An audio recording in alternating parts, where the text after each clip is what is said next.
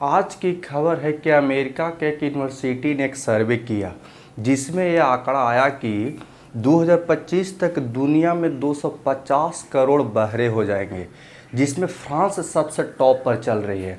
और इंडिया का जो पॉपुलेशन है उसके हिसाब से आने वाले 2 से 3 साल में इसका रेशियो बहुत ज़्यादा बढ़ जाएगा।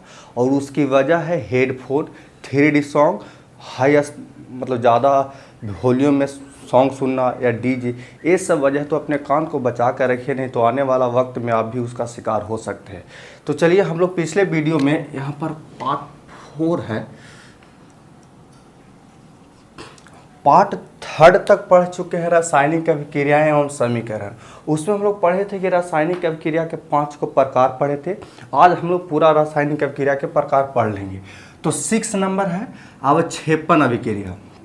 देखिए, अवक्षेप का मतलब होता है अवशेष, अवशेष का मतलब होता है बेकार पदार्थ, यानी वैसी अभिक्रिया जिसमें अवक्षेप का निर्माण होता है, बेकार पदार्थ का निर्माण होता है, उसे अवक्षेपण अभिक्रिया कहते हैं। अवक्षेप हमेशा हमेशा ठोस होती है। अवक्षेप कैसा होता है? ठोस होता है। एक बार पूछा था एक क्वेश्चन कि अवक्षेप किस अवस्था में होती है, तो ठोस अवस्था में। अब इसकी पहचान जो होती है इसे नीचे के तीर के द्वारा दिया जाता है। जैसे देखिए, नमक को AgNO3 के विलयन में रखा जाता है तो सोडियम नाइट्रेट और सिल्वर क्लोराइड बनता है। यही अवक्षेप होता है। और ये अवक्षेप कैसा होता है? तो दही जैसा अवक्षेप होता है, दही जैसा उजला, उजला कलर का अवक्षेप होगा। क्लियर? उसी प्रकार कॉपर सल्फेट को हाइड्रोजन सल्फाइड के विलयन में रखा जाता है तो हाइड्रोजन सल्फेट और कॉपर सल्फाइड बनता है। ये जो होता है इसे काला अवक्षेप होता है। इस चीज़ को आपको ध्यान रखना पड़ेगा, ठीक ना। एक ऐसा अवक्षेप होता है काला। अवक्षेपण अभिक्रिया की पहचान नीचे के तीर के द्वारा किया जाता है। अवक्षेप का मतलब समझिए बेकार पदार्थ, अवशेष पदार्थ। चलिए, उसके बाद पढ़ते हैं उदासीनीकरण अभिक्रिया। देखिए, उदासीनीकरण में क्या होता है कि कोई चीज़ उदास हो जाता है। उदास होने का मतलब क्या है? आम्ल और भस्म से। देखिए, आप लोग सेकेंड चैप्टर में पढ़ें कि आम्ल क्या होता है, तो स्वाद में खट्टा होता है और भस्म स्वाद में कड़वा होता है। लेकिन जब इन्हीं दोनों मिला दीजिए ना तो उसका कोई स्वाद नहीं होगा, वो उदास हो जाता है। तो इसी क्रिया को उदासीनीकरण अभिक्रिया कहते हैं। यानी उदासीनीकरण अभिक्रिया किसे कहते हैं? जब आम्ल एवं भस्म को आपस में मिलाया जाता है तो लवण तथा जल बनती है जिसका कोई स्वाद नहीं होता है। इसीलिए इस अभिक्रिया को उदासीनीकरण अभिक्रिया कहते हैं। यहाँ पर हम आपको लिख दिए, आम्ल भस्म के साथ अभिक्रिया कर रही है तो लवण और जल बन रहा है। देखिए, AgCl आम्ल है, NaOH भस्म है। यह अभिक्रिया किया तो NaCl लवण है और जल के तो सूत्र पर जान ही रहे। सेकेंड चैप्टर में इसको खूब पढ़ना है। आप केमिस्ट्री के आम्ल भस्म तथा लवण वाला चैप्टर पढ़िएगा, जिसको अच्छे से पढ़ना है कि आम्ल क्या होता है, भस्म क्या होता है, गुण, लवण, इसे पूरा पढ़ना है, ठीक है। उसके बाद हम लोग प्रकाश रासायनिक अभिक्रिया। देखिए ना, प्रकाश रासायनिक अभिक्रिया से ही पता चला कि प्रकाश के द्वारा होने वाली रासायनिक अभिक्रिया को प्रकाश रासायनिक अभिक्रिया कहते हैं।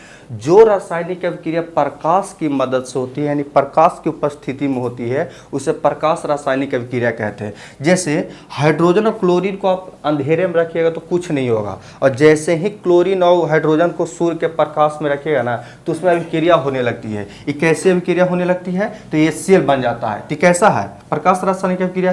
प्रकाश संश्लेषण और बायोलॉजी का पहला चैप्टर में पढ़ना होगा। बिना प्रकाश की उपस्थिति में प्रकाश संश्लेषण संभव ही नहीं है। प्रकाश संश्लेषण भी प्रकाश रासायनिक अभिक्रिया है, ठीक है। उसी तरह से AgBr को AgBr को प्रकाश की उपस्थिति में रखिए तो Ag और Br हो गया यार, AgBr अलग अलग हो जाता है। तो प्रकाश की उपस्थिति में हो रहा है, इसलिए प्रकाश रासायनिक अभिक्रिया कहेंगे।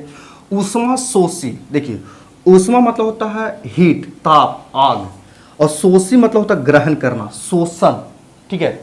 तो वैसी अभिक्रिया जिसमें ऊष्मा का ग्रहण करता है उसमें ऊष्मा शोषी अभिक्रिया कहते हैं। यानी जब कोई चीज़ ऊष्मा को ग्रहण करने लगा मतलब वो पदार्थ ठंडा हो। तो देखिए, जब नाइट्रोजन को ऑक्सीजन की उपस्थिति में, जैसे नाइट्रोजन गैस होता है, लिक्विड होता है, उसको बाहर जब लाइएगा ना तो क्या होता है कि नाइट्रस ऑक्साइड बनता है और वो ठंडा लगने लगता है। उस तरह से आयरन ऑक्साइड को कार्बन की उपस्थिति में गर्म कीजिएगा तो आयरन और कार्बन मोनोऑक्साइड बन जाता है। और ये होता है आयरन जो होता है इसे ठंडा होता है, यानी ऊष्मा को ग्रहण करने लगा, ऊष्मा इसको घट गया इसलिए वो लेने लगा, तो ऊष्मा को शोषी अभिक्रिया कहेंगे। इसी तरह से ऊष्मा छेपी मतलब होता है निकालना। ऊष्मा का मतलब ऊष्मा और छेपी मतलब होता है निकालना। जब कार्बन यानी वैसी अभिक्रिया जिसमें ऊष्मा को निकालती है या उत्सर्जित करती है तो उसे ऊष्माक्षेपीय अभिक्रिया कहते हैं। जैसे कार्बन को ऑक्सीजन की उपस्थिति में गर्म करना है तो कार्बन डाइऑक्साइड तथा ऊष्मा बनेगा क्योंकि ऊष्मा निकालना है। और मैग्नीशियम के फीता को ऑक्सीजन की उपस्थिति में आप जलाइएगा तो मैग्नीशियम ऑक्साइड प्लस ऊष्मा निकलता है। ये भी आगे चल के आपको प्रैक्टिकल करेंगे। अरे कार्बन का मतलब कोयला होता है यार, कोयला को आप ऑक्सीजन की उपस्थिति में जलाते हैं तो क्या ऊष्मा नहीं निकलता है? निकलता है, तो ऊष्माक्षेपीय अभिक्रिया हो गया। देखिए श्वसन, किण्वन, साग सब्जियों से कंपोस्ट खाद बनाना और दहन सब के सब ऊष्माक्षेपीय अभिक्रिया है। ठीक है, श्वसन भी, किण्वन से भी ऊष्मा निकलता है, साग सब्जियों से कंपोस्ट खाद बनता है ना, उससे भी ऊष्मा निकलती है और दहन के बाद इनकी चीज़ को जलाते हैं तो उससे भी ऊष्मा निकलता है। ये सब बहुत इंपॉर्टेंट है, इसको तो हम ध्यान रखना है, ये सब पूछ देता है। ऑक्सीकरण या उपचयन, देखिए ऑक्सीकरण, ऑक्सी मतलब ऑक्सीजन, आपको लग रहा होगा ऑक्सीजन जैसा, और करण मतलब होता है ऑक्सीजन के साथ संयोग करना। ऑक्सीकरण किसे कहते हैं? वैसी अभिक्रिया जिसमें ऑक्सीजन का संयोग, और जब ऑक्सीजन का संयोग है तो तीन चीज आएगा, एगो हाइड्रोजन भी आएगा, क्लोरीन भी आएगा। देखिएगा ध्यान से, वैसी अभिक्रिया जिसमें ऑक्सीजन का क्या होता है? संयोग होता है, हाइड्रोजन का वियोग होता है और हाइलाइट समूह में वृद्धि होती है, उसी को क्या बोलते हैं? क्लोरीन हाइलाइट समूह का ग्रुप है, आपको पढ़ाया जाएगा आगे। उसे क्या बोलते हैं? ऑक्सीकरण या उपचयन अभिक्रिया। ठीक है, जिसमें ऑक्सीजन संयोग होगा और हाइड्रोजन वियोग होगा और हाइलाइट समूह में वृद्धि होगी ना, तो उसे बोलेंगे हम ऑक्सीकरण या उपचयन, ऑक्सीडेशन रिएक्शन। श्वसन और पाचन, ये दोनों के दोनों ऑक्सीकरण अभिक्रिया है, क्योंकि श्वसन का मतलब सांस ले रहे हैं और भोजन का पाचन बिना ऑक्सीजन के नहीं हो सकता है। तब बोलिए कि श्वसन यहाँ भी बता रहे हैं, यहाँ भी बता रहे हैं। तो देखिए, अगर दोनों ऑप्शन में रहेगा ऊष्माक्षेपी और ऑक्सीकरण, तो ऑक्सीकरण मारेंगे। क्यों मारेंगे ऑक्सीकरण? तो आपको श्वसन के दूसरा चैप्टर में डिटेल जब श्वसन पढ़ेंगे ना तो वहाँ पर आपको बताएंगे। देखिए इसमें क्या हो रहा है कि कार्बन ऑक्सीजन के साथ अभिक्रिया करके कार्बन डाइऑक्साइड बना। देखिए ऑक्सीजन यहाँ जुट गया, यहाँ भी ऑक्सीजन जुट गया है। यहाँ पर देखिए कि यहाँ पर 3 गो क्लोरीन था, सॉरी 2 गो क्लोरीन था Cl2, यहाँ क्लोरीन 3 गो हो गया, तो भाई वृद्धि तो हुआ ना। देखिए यहाँ हाइड्रोजन हट गया, ऑक्सीजन हाइड्रोजन हट गया, तो उसको क्या बोलेंगे? ऑक्सीकरण। ओके, इसमें इलेक्ट्रॉन त्याग करता है, ऑक्सीकरण अभिक्रिया में इलेक्ट्रॉन का त्याग करता है, इस बात को अच्छे से ध्यान में रखना है, इस चीज को। उसके बाद पढ़ते हैं अवकरण। देखिए ऑक्सीकरण अवकरण एक दूसरे का अपोजिट है। ऑक्सीकरण में ऑक्सीजन का संयोग हुआ था, मतलब इसको लड़ देना यार। वैसी अभिक्रिया जिसमें ऑक्सीजन का वियोग, हाइड्रोजन का संयोग तथा हाइलाइट समूह में कमी होती है, उसे अवकरण या अपचयन। देखिए इस सब में बड़ी लेकिन गड़बड़ाता है कि ऑक्सीकरण, उपचयन या अपचयन क्या होता है। देखिए आ से अवकरण और आ से अपचयन होता है, बाकी दूसरा खुद पकड़ लीजिएगा। ठीक है ना, इसको ध्यान रखिएगा, दोनों फिर वर्ड दिक्कत नहीं करेगा। तो वैसे अभिक्रिया जिसमें ऑक्सीजन का वियोग, हाइड्रोजन का संयोग तथा हाइलाइट समूह में कमी होती है, उसे अवकरण या अपचयन अभिक्रिया कहते हैं। जैसे देखिए यहाँ हाइड्रोजन का संयोग हो रहा कि नहीं हो रहा? यहाँ हाइलाइट समूह में कमी हो गया, यहाँ 2 गो था, यहाँ 1 गो हो गया। यहाँ देखिए ऑक्सीजन जिंक में लगा था, यहाँ जिंक से ऑक्सीजन हट गया, तो हो गया कौन? अवकरण या अपचयन अभिक्रिया। अब देखिए ना, इसमें इलेक्ट्रॉन को त्याग कर रहा है तो इसमें इलेक्ट्रॉन को ग्रहण करेगा, नहीं करेगा। जब इसका अपोजिट है ये है तो इसमें इलेक्ट्रॉन को त्याग कर रहा है तो इसमें इलेक्ट्रॉन को ग्रहण करता है। इतना बात समझ में आ गया?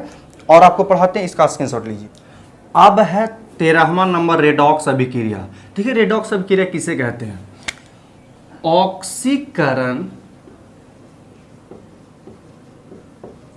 और अवकरण अभिक्रिया यदि दोनों एक साथ हो रही है तो इस अभिक्रिया को हम लोग रेडॉक्स अभिक्रिया कहते हैं। यानी वैसी अभिक्रिया जिसमें ऑक्सीकरण तथा अवकरण एक साथ होती है उसे क्या बोलते हैं? रेडॉक्स अभिक्रिया कहते हैं। जैसे देखिए यहाँ पर ऑक्सीकरण मतलब ऑक्सीजन का संयोग, हाइड्रोजन का वियोग और हाइलाइट समूह में वृद्धि, और अवकरण का मतलब जस्ट उल्टा। अब देख रहे हैं इसमें ऑक्सीजन लगा हुआ था और इसमें से ऑक्सीजन निकल गया, मतलब जब इसमें से ऑक्सीजन निकल गया तो इसमें कौन सी अभिक्रिया हुआ? अवकरण हुआ। अवकरण या अपचयन, हाइड्रोजन का वियोग ही तो अवकरण हो। तो ऑक्सीकरण एगो ध्यान रहेगा तो जस्ट इसके उल्टा वाला ध्यान में रखिएगा। और इसमें देख रहे हैं कि हाइड्रोजन वाला में इसमें आपका ऑक्सीजन जुट गया है, इसमें से ऑक्सीजन निकला, इसमें ऑक्सीजन जुट गया, तो इसको बोलेंगे ऑक्सीकरण। इस चीज को आपको ध्यान में रखना। पूछता किस में ऑक्सीकरण हो रहा, किस में अवकरण हो रहा, तो CuO में अवकरण हो रहा, हाइड्रोजन में ऑक्सीकरण हो रहा। इसमें आप देखिएगा तो देखिए इसमें हाइड्रोजन था, यहाँ से हाइड्रोजन निकल गया, तो हाइड्रोजन का निकलना, ऑक्सीजन का जुटना, हाइड्रोजन का निकलना ऑक्सीकरण होता है, ये ऑक्सीकरण अभिक्रिया है। और देखिए इसमें क्या हुआ कि हाइड्रोजन आके जुट गया, इसमें हाइड्रोजन जुट गया, तो जुट जाना इसमें से हट गया तो ऑक्सीकरण, तो इसमें अवकरण हो गया। आप यहाँ गौर करेंगे। इसके बाद इसमें देखिए, इसमें ऑक्सीजन था, ऑक्सीजन इसमें से निकल गया, अब देखिए यहाँ पर और यहाँ पर, तो इसमें अवकरण हो रहा है क्योंकि ऑक्सीजन निकल चुका है, तो ये अवकरण अभिक्रिया है। और कार्बन में ऑक्सीजन आके जुट गया, तो इसमें कौन सी हो रहा है, ऑक्सीकरण अभिक्रिया हो रहा है। यहाँ पर आपको तीर के निशान दे दिए, ठीक। और रेडॉक्स मतलब ऑक्सीकरण अवकरण एक साथ होती है, उसी को हम लोग कौन अभिक्रिया बोलते हैं, रेडॉक्स अभिक्रिया कहते हैं। अब हम लोग पढ़ते उत्कर्मणीय अभिक्रिया। उत्कर्मणीय हम आपको पहले भी बताए थे जब अभिक्रिया पढ़ा रहे थे। तो उत्कर्मणीय के मतलब क्या होता है कि वैसी अभिक्रिया जिसमें अभिकारक से प्रतिफल, अभिकारक से प्रतिफल और प्रतिफल से अभिकारक प्राप्त किया जा सकता है, उसे क्या बोलेंगे, उत्कर्मणीय अभिक्रिया कहते हैं। ठीक है, जैसे देखिए नाइट्रोजन और हाइड्रोजन को आपस में मिलाते हैं तो अमोनिया बनता है, और अमोनिया से भी हम नाइट्रोजन और हाइड्रोजन ग्रहण कर सकते हैं। जैसे एक तरह से हम बोल सकते हैं कि जल से हम लोग बर्फ बनाते हैं, बनाते हैं कि नहीं बनाते हैं बर्फ, तो बर्फ से भी तो जल बन जाता है, तो भी एक प्रकार का उत्कर्मणीय अभिक्रिया है। उसी तरह से कैल्शियम कार्बोनेट को गर्म करते हैं तो ये बनता है, इन्हीं दोनों को ठंडा करते हैं तो फिर कैल्शियम कार्बोनेट बनता है। तो उत्कर्मणीय अभिक्रिया किसे कहते हैं, अभिकारक से प्रतिफल और प्रतिफल से अभिकारक बन गया, उसको उत्कर्मणीय अभिक्रिया कहते हैं। ये हैबर विधि द्वारा बनता है अमोनिया। हैबर एक वैज्ञानिक का नाम, उन्होंने ही सबसे पहले इस चीज को बताया था। समझ में आ गया इस बात को। उत्कर्मणीय अभिक्रिया की पहचान ये संकेत है, यही संकेत आपको बताता है कि उत्कर्मणीय अभिक्रिया है। देखिए ऊपर के तीर के निशान के मतलब होता है गैस उड़ रही है, और नीचे के तीर के निशान के मतलब होता है अवक्षेप, अवक्षेपण अभिक्रिया आपको पढ़ा है, अवक्षेप, और इसका मतलब होता है उत्कर्मणीय, उत्क्रमणीय। ये सब चीज़ को आप ध्यान में रखिए, इसी से आपको पता चल जाएगा कि कौन क्या अभिक्रिया है, कौन क्या, क्योंकि संकेत बहुत मायने रखता है। तो ये आपको पूरा अभिक्रिया, रासायनिक अभिक्रिया एवं समीकरण में करीब 14-15 को पढ़ना था, हम आपको पढ़ा दिए पूरा। अब इसके बाद हम लोग आगे पढ़ेंगे।